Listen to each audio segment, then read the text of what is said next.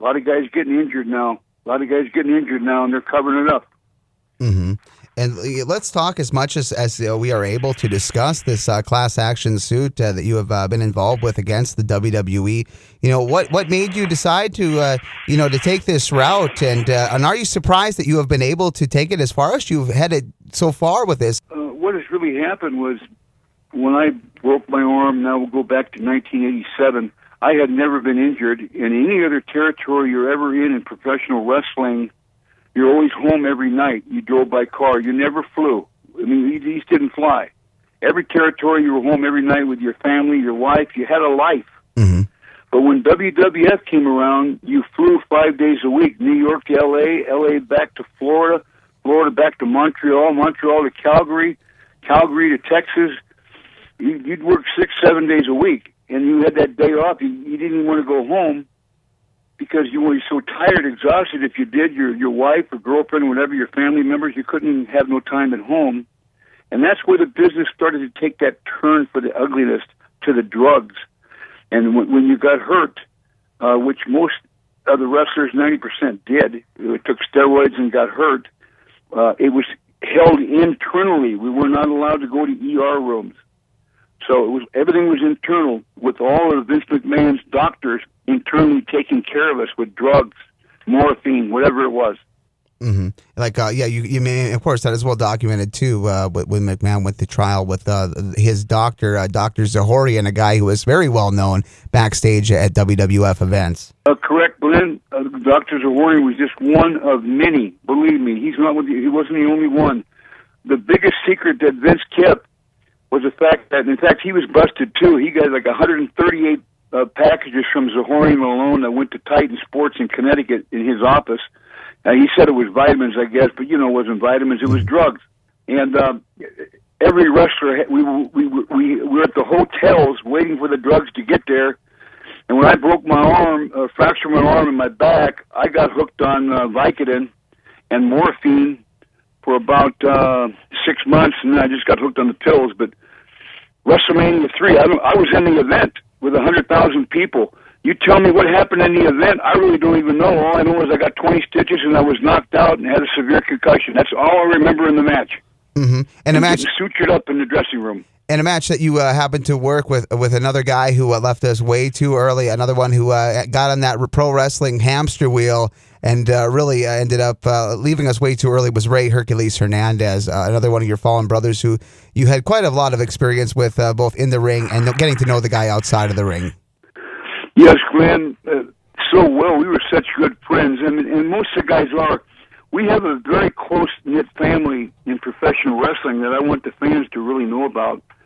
Now, we may act like we hate each other or whatever in the ring, but in the locker room back in the day when I was in it, in the early 80s, mid-80s, 90s, we loved each other and we cared for each other. We took care of each other. But when Vince McMahon took over the WWF reigns from 82 on, he really created his own characters and his own he created his own drug addicts. I never took drugs except for steroids, and I tried it when I was a kid like everybody, but I was just into steroids and stuff, and you weren't big, you didn't have a job, and when I ended up breaking my elbow, I became a full-blown junkie, taking 30 to 50 Vicodin a day, and I never missed a match. I missed 2 matches. I got to tell you that, all because of a knee injury. The pro wrestling world, it's not unlike the NFL and the NHL, though it is a predetermined sport.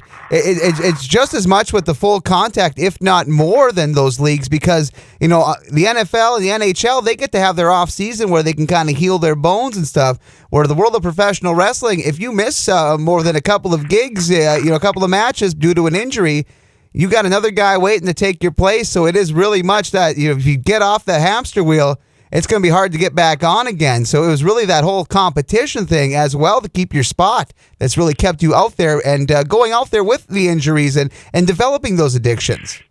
You act like you're a professional wrestler. I tell you, you've got it right on the money. That's basically what it was. What I called it after a while was we were the flying drug addicted prostitutes, and the promoter Vince McMahon was the pimp promoter. because a lot of guys will even tell you, they'll tell you today, or they haven't challenged anything I've said. We got 51 wrestlers signed up. We got the best attorney team from the NFL. They defeated the NFL last year for $1.2 billion. And they have unions. And they defeated the NHL, and they have unions. Major League Baseball, they have unions. Everybody's got unions but professional wrestling.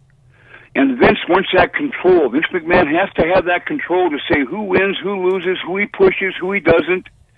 And that's the whole competition. You get injured, there's a guy ready to take your spot, and you're making now seriously $8,000 to $10,000 a week. So for anybody that wants to say, well, why don't you didn't like it, get out of there. Well, you couldn't. That's a lot of money to leave, first of all. And he also had you under lock and key for a year. You couldn't work for nobody else for a year. With the non-compete. And there was nobody else anyway, Glenn.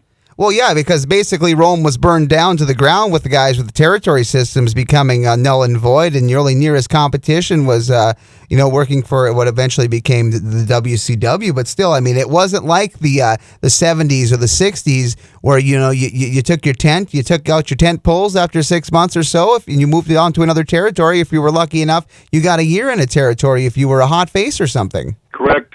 They used to go territorialized. You'd be like in Portland for 6-9 months, and you'd leave, and you'd switch partners all the time, so you wouldn't get stale. And that's what's happening with the WW. I don't even like to call it WWE. To entertainment, to me, when you go out there and break your neck, or right now there's like 67 guys that have died way before their time. Mm-hmm. And I said to myself, I was so strung out on drugs. And, sure, it's my fault, too, but, they gave me the drugs. I couldn't go to the ER, so I didn't want to lose my position. I got hooked on the drugs there with the doctors that Vince had there, and all the other guys did, too, but most of the guys ended up committing suicide because of the concussions and the head trauma. I tried it myself. I failed. A Marine saved my life. It's a long story, and 9 months ago I seen this NFL thing. He said, if you ever been to the WWF, you could be worth millions. Call this number. I called. I showed him my WrestleMania tape, WrestleMania 3, and then I got the doctor's report where I have real serious concussions and head injury, and I'm diagnosed with 3 different types of. I can't really say it over the air. I've been told not to by my legal counsel, but it's pretty permanent. And most of the guys that are living, they're called the Walking Dead. They're on this lawsuit. Mm-hmm. And a lot of them are in wheelchairs. And it's not unlike the CTE thing that was, discovered and really brought into the light by the NFL with their concussion lawsuit against some of the veterans. Well, see, 2004, the NFL in 2004, they started understanding the concussion, so they came out with it. Well, McMahon knew all about these concussions. I mean, these guys are dying off. My goodness sakes, it started with me on the plane. I overdosed on a plane. I'll tell you a horrific story. I'm on a plane with Rick Roode, Dino Bravo, and Brady Boone, who all by now are dead, overdosed or died in a car wreck or were murdered. And they're all dead. I was on the plane, and I overdosed on Vicodin. I took about 20. And Rick Roode gave me mouth-to-mouth on the plane. They had an emergency landing in North Carolina. When I got there, they said I had to either have a pacemaker put in or have electrical shock treatment. Oh, wow. My heart was only beating like 42 times in an irregular heartbeat. So I said, well, hey, go ahead, give me the electrical shock treatment. Mm-hmm. Right away, they rush in, put a rubber grommet in my mouth. All these nurses around me, they're shaving my chest, got these suction cups all over me, and all of a sudden, boom, I got hit with 2 baseball bats in the temple. Well, I'm getting pressure from McMahon to get back to work, so I had to leave the hospital out of ICU, sign myself out of ICU. I flew back to Portland, Oregon, where I'm talking to you from right now. Vince called me, didn't ask me how I was, not one time. He said, you got to make the California shows because you're a semi-main event and you're headlining one of them. I said, Vince, I almost died on the plane. He goes, well, that's your effing fault, man. You overdosed. I said, well, that's your effing fault because you gave me the effing doctor. Zers. Well, I made the shows because I'm a man of my word. So that's an example of how he pushed you to the limit, why these guys all end up dying out so young.